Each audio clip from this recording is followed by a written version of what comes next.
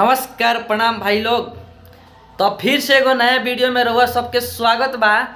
आज हम बात करे वाला बानी खेसारी लाल यादव के गाना के बारे में। डांस मूवी के खेसारी लाल के गाना रिलीज हो गई बा ग्लोबल म्यूजिक जंक्शन भोजपुरी पर, जौन एल्बम के नाम बा हाला भइल बा। तो भैया लोग रहुआ सबसे बता दी, ये गाना बहुत ही अच्छा बा। ये गाना भोजपुरी में साफ सुथरा गावल गई बा। डांस मूवी के ये गाना बहुत ही लाजवाब बा भाई लोग।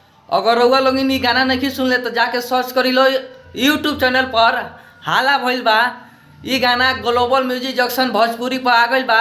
अगर ये गाना के लिंक नहीं मिलत तो हमारा यूट्यूब के डिस्क्रिप्शन में ये गाना के लिंक बा, वहाँ से भी जाके भाई लोग सुन सकता रहो।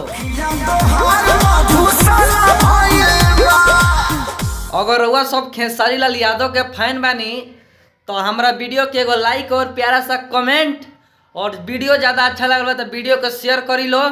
ऐसा ही हम नए नए गाना के अपडेट लेके आते रहनी अपना वीडियो में।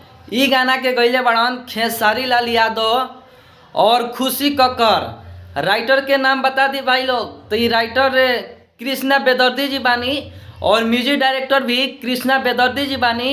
एल्बम में काम कैले बड़न खेसारी लाल यादव आहना शर्मा जी बानी एक्ट्रेस। डांस मूवी के ये दूसरा गाना रिलीज हो गई बा ग्लोबल म्यूजिक जंक्शन पर। तो भाई लोग जाके सुन लो और एंजॉय कर लो। तो जाते जाते हम अपन परिचय बता दी, हम शायर मैं नारायण निराला, आप सबके छोट भाई।